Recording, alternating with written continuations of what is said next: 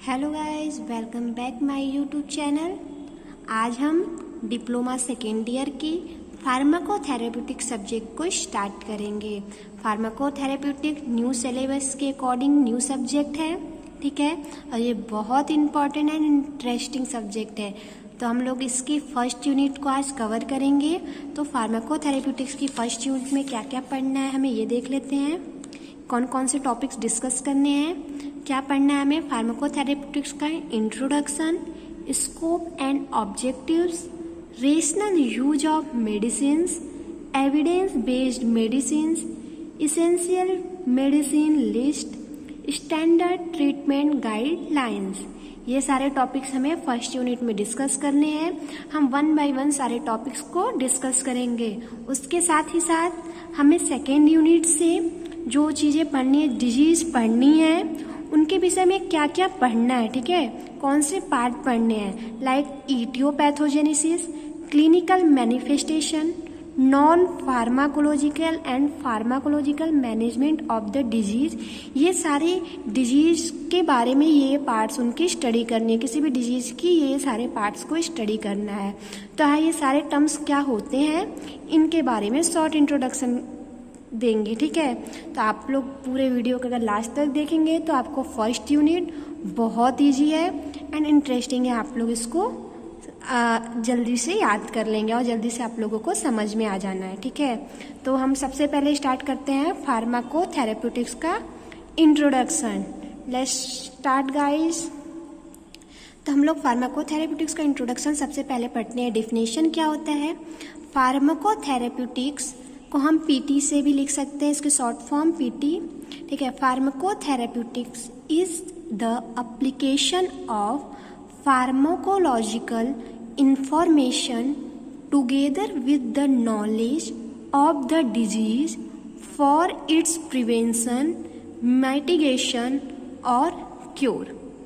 इसका मतलब है फार्माकोथेरेप्यूटिक्स जो है वो फार्माकोलॉजिकल इंफॉर्मेशन तो देता है। फार्माकोलॉजिकल इंफॉर्मेशन का मतलब ड्रग्स की इंफॉर्मेशन, ठीक है। फार्माकोलॉजिकल का मतलब ड्रग्स की इंफॉर्मेशन के साथ साथ knowledge of the disease for its prevention, mitigation और क्योर। मतलब डिजीज को कैसे प्रिवेंट करें, ठीक है। मिटिगेशन का मतलब होता है रिड्यूस करना, कैसे कम करें। क्योर का मतलब होता है ट्रीट करना, इलाज करना, ठीक है, कैसे उसकी इलाज करें किसी डिजीज की, इसके विषय में नॉलेज देता है।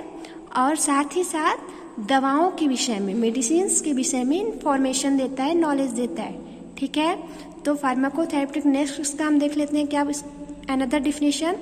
Pharmacotherapeutics is a branch of pharmacology that deals with the therapeutic application and effect of drugs।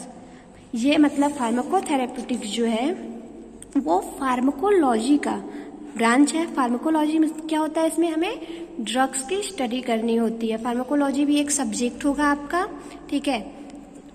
Therapeutics is a branch of pharmacology, ये फार्माकोलॉजी का ब्रांच है।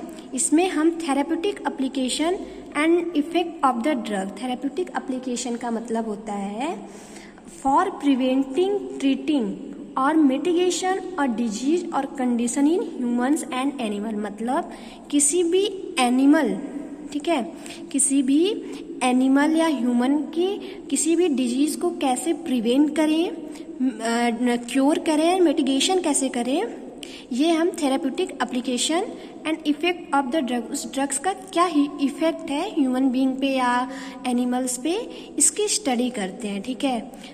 अब क्या आगे है, फार्माकोथेरेप्यूटिक्स डिराइव्ड इनटू टू वर्ड्स। अगर कोई भी लॉन्ग ऐसे वर्ड्स हों, उसकी मीन्स अगर आपको समझना हो तो उसको पॉसिबल वर्ड्स में उसको डिराइव कर लेते हैं, पार्ट कर लेते हैं उसके। तो फार्माकोथेरेप्यूटिक्स के टू पार्ट्स होंगे, फार्माकॉन एंड थेरेपी। फार्माकॉन का मतलब क्या होता है, ड्रग्स या मेडिसिन, एंड थेरेपी का मतलब होता है सिस्टम टू अप्लाई। मतलब किसी मेडिसिन का हम कैसे लोगों को कैसे वो मेडिसिन प्रोवाइड करते हैं, ये स्टडी फार्मा फार्माकोथेरेप्यूटिक्स होता है। अगर हम किसी भी डिजीज़ के लिए कोई मेडिसिन दे रहे हैं तो उस मेडिसिन के बारे में तो हमें पूरी प्रॉपर नॉलेज होनी चाहिए कि वो मेडिसिन हम दे रहे हैं तो उससे क्या एडवर्स यूज है, उसका एडवर्स इफेक्ट, उसका क्या क्लिनिकल यूज है, किस लिए वो मेडिसिन दे रहे हैं, ठीक है।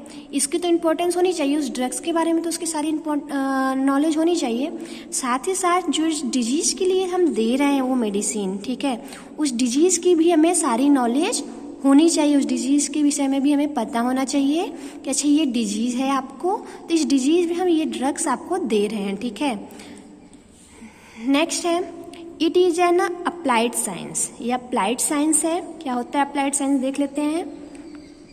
Applied science is a discipline that is used to apply existing scientific knowledge to develop more practical application, ठीक है।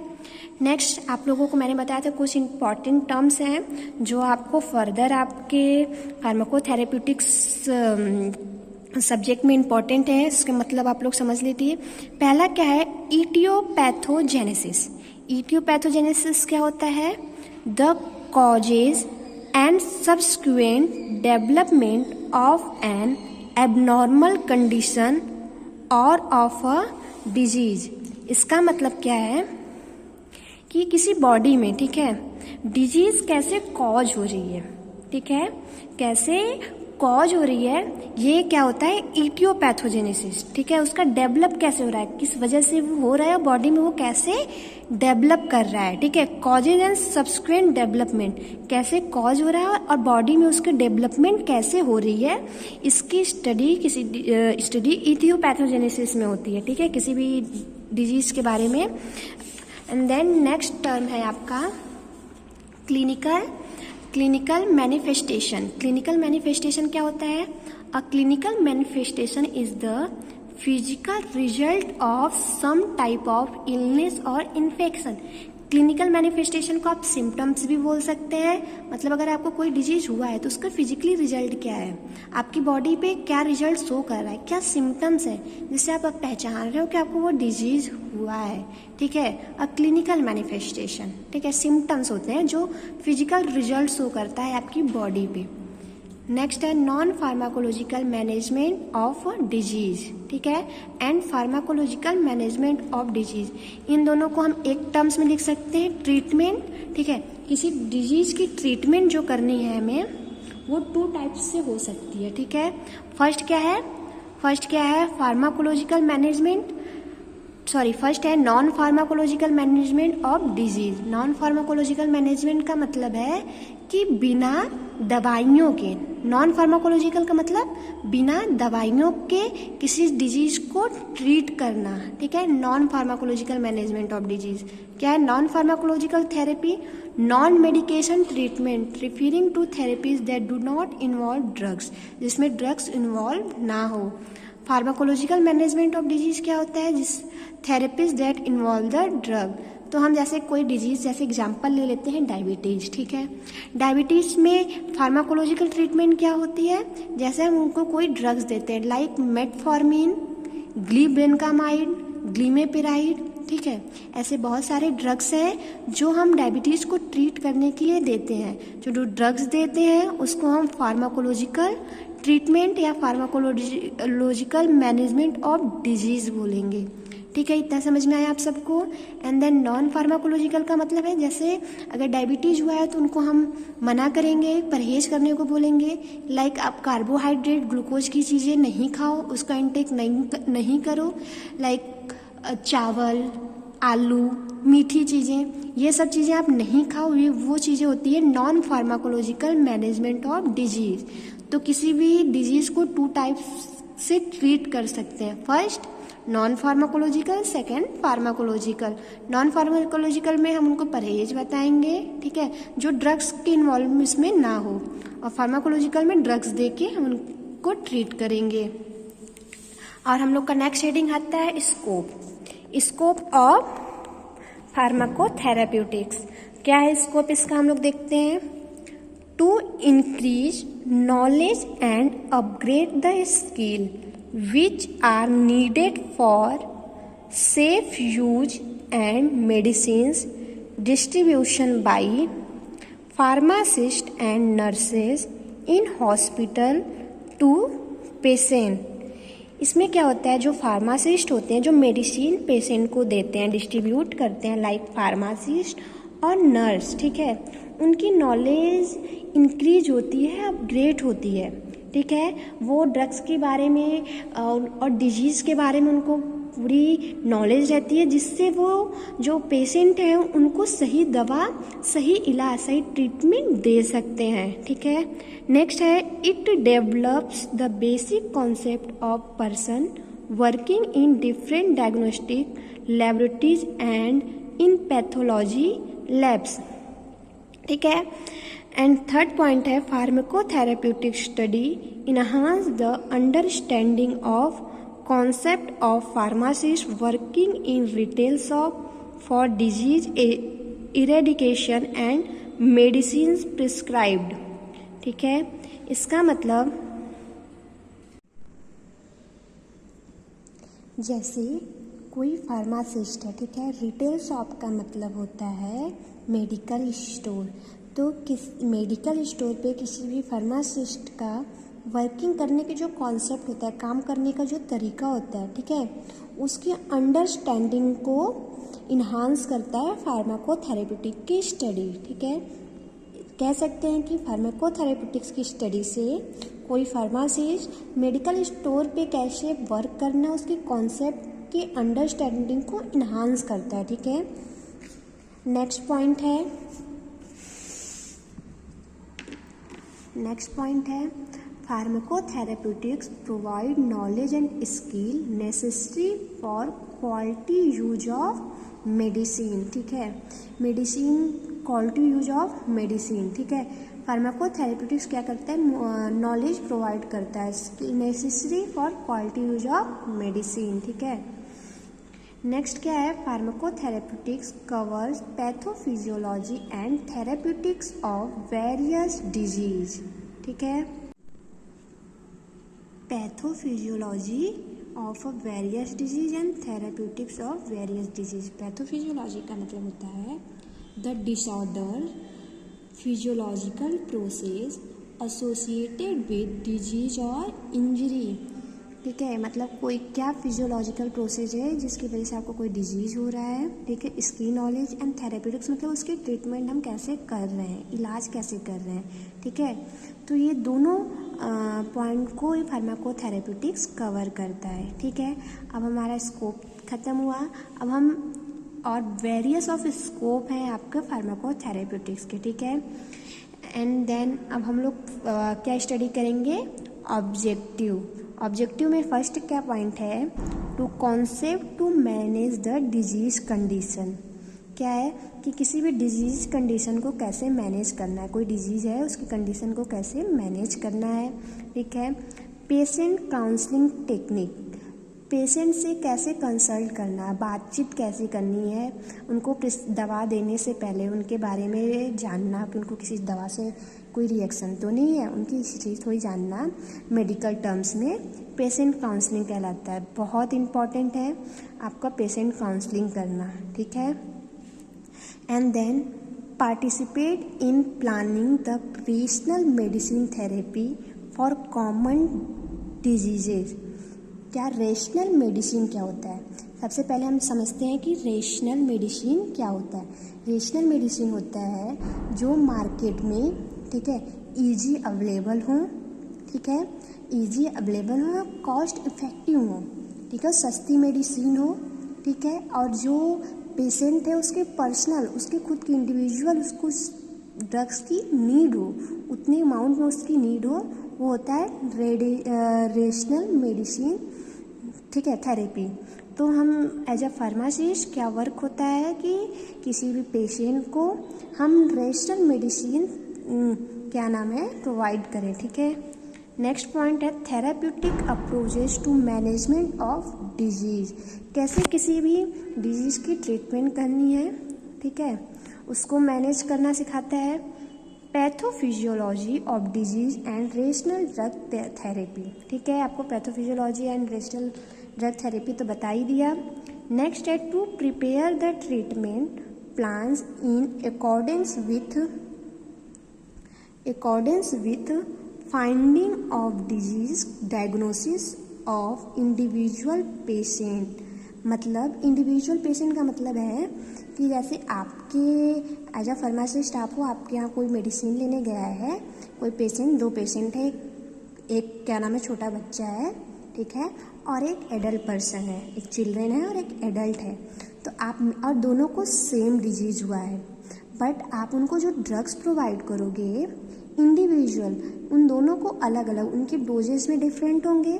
चिल्ड्रेन को कम डोज और एडल्ट को ज़्यादा डोज में दवा देंगे। तो इंडिविजुअल पेशेंट के हिसाब से हमें क्या नाम है उनके ट्रीटमेंट को प्लान करना चाहिए कि अगर ये बच्चे हैं तो उनको हम ऐसे ट्रीट कर सकते हैं, अगर वो एडल्ट हैं तो हम उनको ऐसे ट्रीट कर सकते हैं, ठीक है। नेक्स्ट है to deliberate and eradicate the controversies in drug therapies. मतलब जो ड्रग कोई भी ऐसे ड्रग्स आप आ रहा है मार्केट में, जैसे वैक्सीन थी, ठीक है, कोरोना की वैक्सीन थी, तो मार्केट में जब आया लॉन्च हुआ तो उसके लिए बहुत सारे कंट्रोवर्सीज थे कि ये वैक्सीन्स नहीं लगाओ, इससे बहुत सारे हार्मफुल इफ़ेक्ट हो रहे हैं, ठीक है। तो उसको ख़त्म करो, ठीक है, उसके बारे में लोगों को अपग्रेड कराओ, उनकी नॉलेज बढ़ाओ कि वो जो मेडिसिन है वो आपकी यूज़ के लिए है, ठीक है। ऑब्जेक्टिव तो कंप्लीट हुआ। देन हमारा न्यू टॉपिक है रेशनल यूज ऑफ मेडिसिन, ठीक है। हमने अभी तक इंट्रोडक्शन, स्कोप एंड ऑब्जेक्टिव को कवर किया एंड नेक्स्ट टॉपिक है हमारा रेशनल यूज ऑफ मेडिसिन, ठीक है। तो इसका सबसे पहले हम लोग डिफिनेशन देखते हैं अकॉर्डिंग टू WHO, ठीक है। According to WHO world health organization, rational use of medicine can be defined as patient receive medication that are appropriate from their clinical needs in dose that meet their specific needs for an adequate period of time and at the lowest cost of them and their community। मतलब अगर कोई patient है according to WHO, उन्होंने क्या definition दिया था, world health organisation. अगर हमें हेल्थ के बारे में स्टडी कर रहे हैं तो WHO को कभी मत भूलना, ठीक है। According to WHO world health organization, उन्होंने क्या दिया था डिफिनेशन रेशनल यूज मेडिसिन का, patient receive medication that are appropriate from. अगर कोई पेशेंट है वो कोई मेडिसिन रिसीव कर रहा है, ले रहा है, उसमें क्या क्या क्वालिटीज़ होनी चाहिए, ठीक है। क्लिनिकल नीड्स, जो पेशेंट है उसको उसकी क्लिनिकल नीड हो, ठीक है, उसको उसकी ज़रूरत हो, क्लिनिकल नीड हो, in dose that meet their specific need. अगर एडल्ट है तो उसके हिसाब से उसकी डोज हो, अगर चिल्ड्रेन हो तो उसके हिसाब से उसकी डोज हो, ठीक है।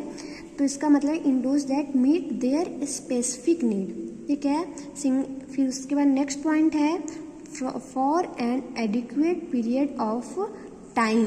मतलब अगर कोई डोज हम ले रहे हैं, कोई मेडिसिन प्रोवाइड कर रहे हैं तो कितने टाइम तक लेना है, ठीक है। And at the lowest cost of them and their community. इसका मतलब है कि वो कम्युनिटी में लोएस्ट कॉस्ट हो। लोएस्ट कॉस्ट का मतलब सस्ती मेडिसिन हो, क्लिनिकल नीड हो उस पेशेंट को, and dose that meet their specific needs and adequate time period of time के लिए हो, ठीक है। ये समझ में आ गया। देन नेक्स्ट है, नोट करके आप लिख सकते हैं इसमें, the WHO established the first model list of essential medicine in 1977 to assist country in developing their own national list, ठीक है। तो रेशनल यूज ऑफ मेडिसिन, जो रेशनल मेडिसिन्स हैं उसकी एक चार्ट होती है, ठीक है, उसको हम इसेंशियल मेडिसिन लिस्ट बोलते हैं। तो WHO ने सबसे पहले 1977 में, ठीक है, एक चार्ट एक मॉडल तैयार किया। ये मॉडल जो लिस्ट है ये कंट्री टू कंट्री डिफर रहती है, मतलब कि जहाँ की कंट्री है, जहाँ की अलग अलग कंट्री में अलग अलग टाइप्स के डिजीज़ होते हैं, ठीक है, वहाँ की नॉर्मेंट की वजह हिसाब से। तो अलग अलग कंट्री अपने हिसाब से एक नेशनल लिस्ट तैयार किया, ठीक है। 1977 में WHO ने first model list of essential medicine, ठीक है। ये आपका ऑब्जेक्टिव क्वेश्चन के लिए इम्पॉर्टेंट है कि कब ये सबसे पहले मॉडल लिस्ट WHO ने इस्टेब्लिश किया, 1977 में, ठीक है। नेक्स्ट है इन 1985 international conference in Kenya agreed on the current definition of rational use. तो 1985 में इंटरनेशनल कॉन्फ्रेंस था केन्या में। केन्या एक प्लेस का नाम है, तो इंटरनेशनल कॉन्फ्रेंस कहाँ पे था, केन्या में। वहाँ पे सब लोग एग्रीड हुए कि जो ये रेशनल यूज ऑफ मेडिसिन का रिसेंट क्या नाम है डिफिनेशन है, वो राइट है, ठीक है। इस डिफिनेशन के लिए उन्होंने एग्रीड, ये सारी डिफिनेशन जो दी गई है WHO के द्वारा उसके लिए वो एग्रीड हुए, ठीक है।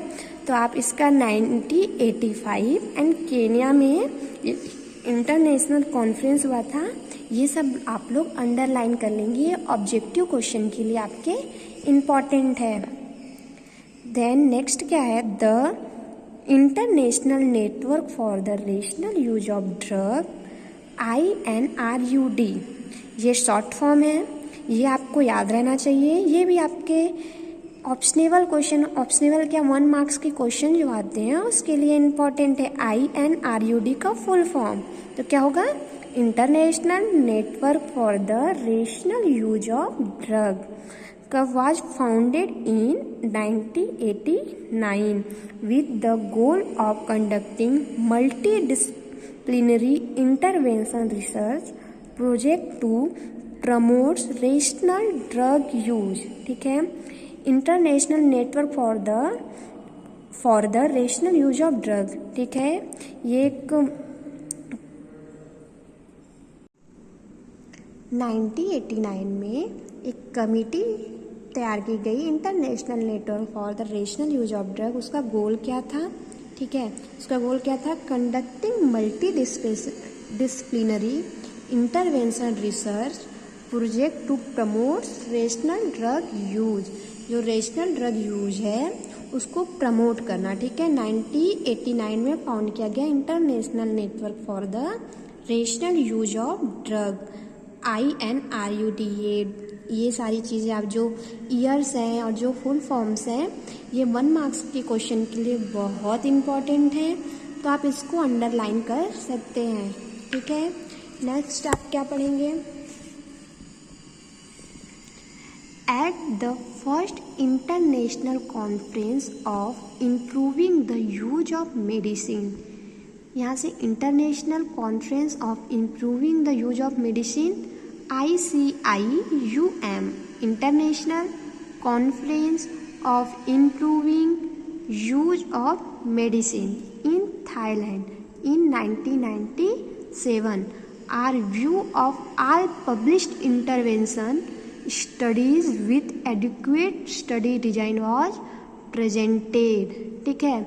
ये आप लोग इसके फुल फॉर्म्स, कहाँ पे ये फर्स्ट टाइम हुआ था, किस ईयर में हुआ था, ये सारी चीज़ें आप लर्न कर लोगे। देन एक ये चार्ट है, क्या है इसमें, रेशनल यूज ऑफ ड्रग्स क्या क्या है।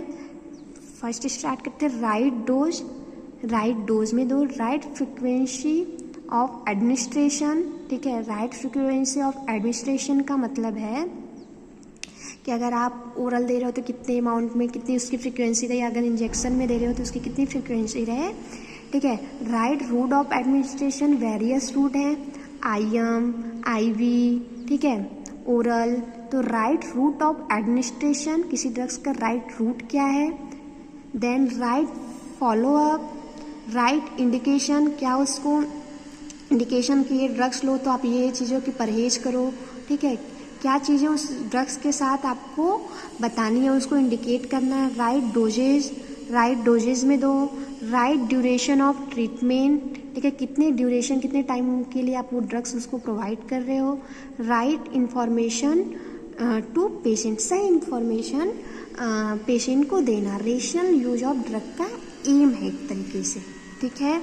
देन अब हम क्या पढ़ेंगे, फैक्टर इन्फ्लुएंसिंग ड्रग यूज, क्या क्या फैक्टर हैं जो इन्फ्लुएंस करते हैं रेशनल ड्रग यूज को, ठीक है।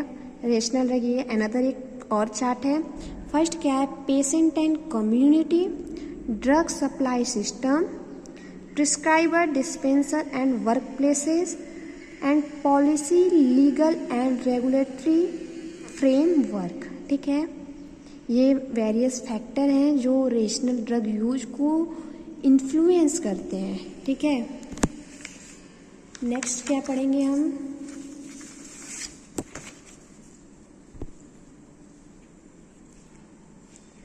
अकॉर्डिंग टू WHO एडवोकेट 12 की intervention to promote more rational use, मतलब इन्होंने WHO ने 12 की इंटरवेंशन किया जिससे टू प्रमोट मोर, ज़्यादा से ज़्यादा रेशनल मेडिसिन जो है प्रिस्क्राइब उसको प्रमोट करने के लिए। क्या क्या है, फर्स्ट क्या है, establishment of multi disciplinary national body to coordinate policies on medicine use, ठीक है। नेक्स्ट सेकेंड क्या है, यूज ऑफ क्लिनिकल गाइडलाइन, मतलब कि किसी भी मेडिसिन की क्लिनिकल गाइडलाइन होती है कि आप उसको ऐसे यूज कर सकते हो।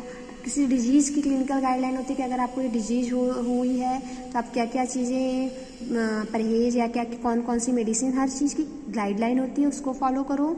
Then development and use of national essential medicine list, जो नेशनल इसेंशियल मेडिसिन की लिस्ट तैयार की गई है, एक और WHO ने वो लिस्ट तैयार की है। कंट्री टू कंट्री ये लिस्ट डिफर होती है, तो हमारी कंट्री की जो लिस्ट तैयार की गई है उसको फॉलो करें। Establishment of drug and therapeutic committee in undergraduate circular, ठीक है। नेक्स्ट क्या है, continuing in service medical education as a licenser requirement. Next है supervision and audit and feedback, ठीक है। सुपरविजन, ऑडिट एंड फीडबैक, मतलब आप कोई ड्रग्स दे रहे हो तो उसका क्या फीडबैक, उससे खाने से उसको क्या हो रहा है, उसको क्या उसका इफेक्ट शो कर रहा है, क्या साइड इफेक्ट्स शो कर रहा है, उसको कोई प्रॉब्लम तो नहीं हो रहा है, ठीक है, उसके बारे में जाना, फीडबैक लेना। Use of independence information on medicine, अगर हर एक पेशेंट के बारे में आप रिव्यू लो कि अगर वो मेडिसिन ले रहा है तो उसको क्या क्या है बेनिफिट हुआ है, क्या कुछ प्रॉब्लम तो नहीं हुआ। Public education about medicine, public को बताना चाहिए कि मेडिसिन के बारे में कि मेडिसिन आप इसेंशियल मेडिसिन लिस्ट में जो मेडिसिन आप उसको प्रीफर करो। रेशनल मेडिसिन को प्रीफर करो, वो सस्ती होती है, कॉस्ट इफेक्टिव होती है, ठीक है। अवॉइडेंस ऑफ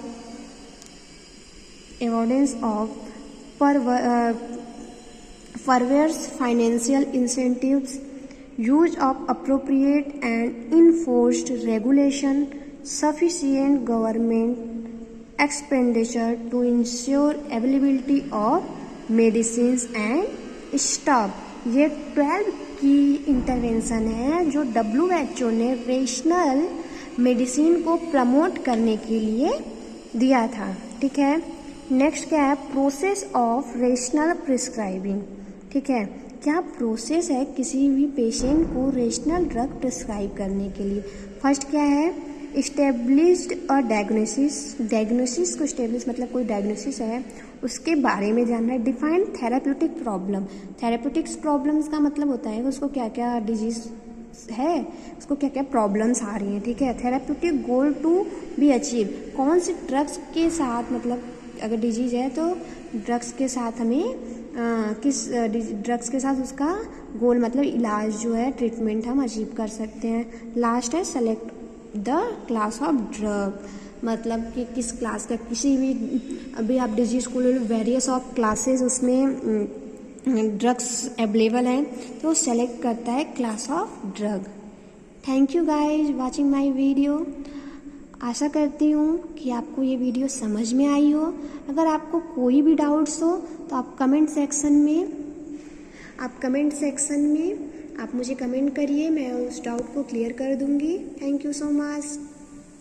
आप वीडियो को लाइक करें, सब्सक्राइब करें एंड शेयर करें।